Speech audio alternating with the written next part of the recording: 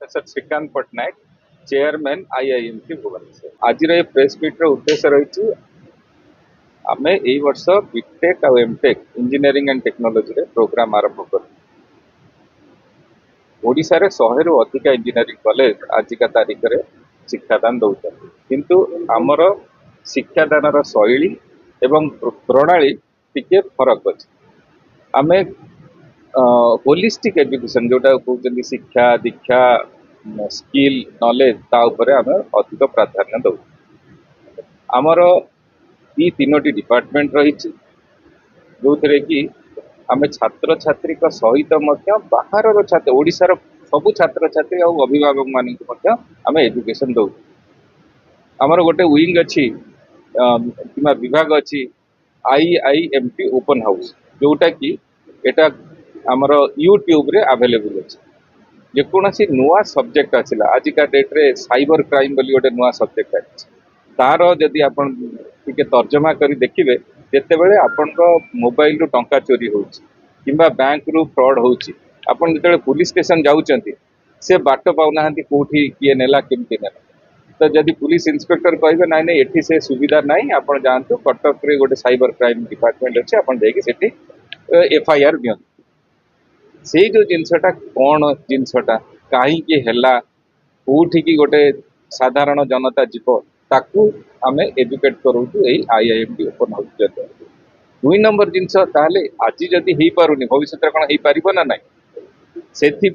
जो cyber security department आम आरंभ कर जो साइबर सिक्योरिटी डिपार्टमेंट आरंभ कर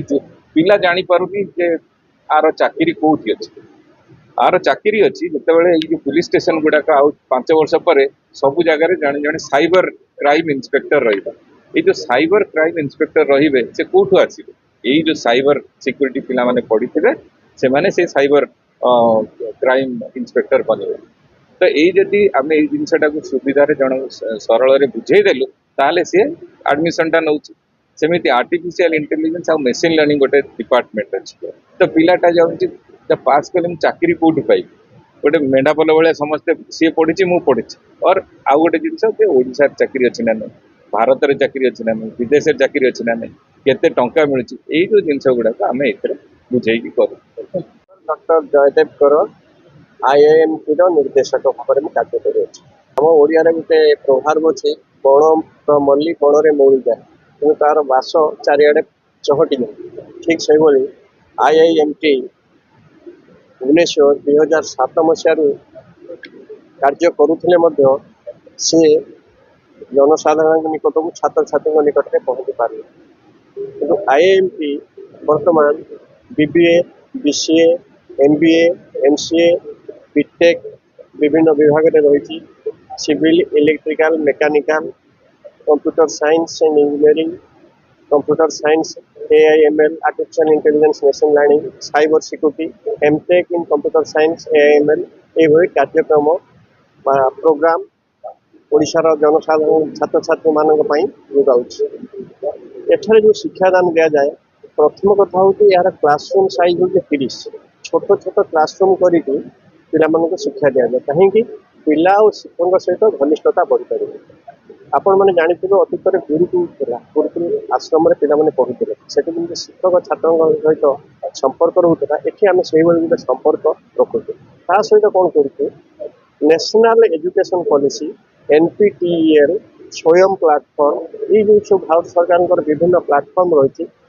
आख्या रखिकी मिसेक शिक्षादान दि जाए पिला मानकर दक्षता वृद्धि करने कारीगरी ज्ञान कौशल वृद्धि करने विभिन्न लैबोरेटरी विभिन्न इंस्टीट्यूट जो रही कॉर्पोरेट वर्ल्ड विभिन्न इंडस्ट्री भिजिट रखा से सामूहिक विकास करने यूनिवर्सल वैल्यू सिस्टम को आखि आगे रखिकी योग ट्रेनिंग एगुड़ा सब दि जाए स्पीकिंग पावर गोटे कॉर्पोरेट वर्ल्ड निकट में अवस्थापित करने प्रस्तुत करने आम सोशल साइंस रे सॉफ्ट स्किल रे मध्य स्पेसिफिक ट्रेनिंग दौर जो ट्रेनिंग गुड़ाक से ग्रहण कले निजक से प्रस्तुत करें निजर दक्षता के जानीपारे और से अनुसार भविष्य में कॉर्पोरेट वर्ल्ड आगे पहुँची पारे ଯାହାଫଳରେ ମଧ୍ୟ ସେମାନେ ଶିକ୍ଷା ବା ଚାକିରି ଗ୍ରହଣ କରିପାରିବେ।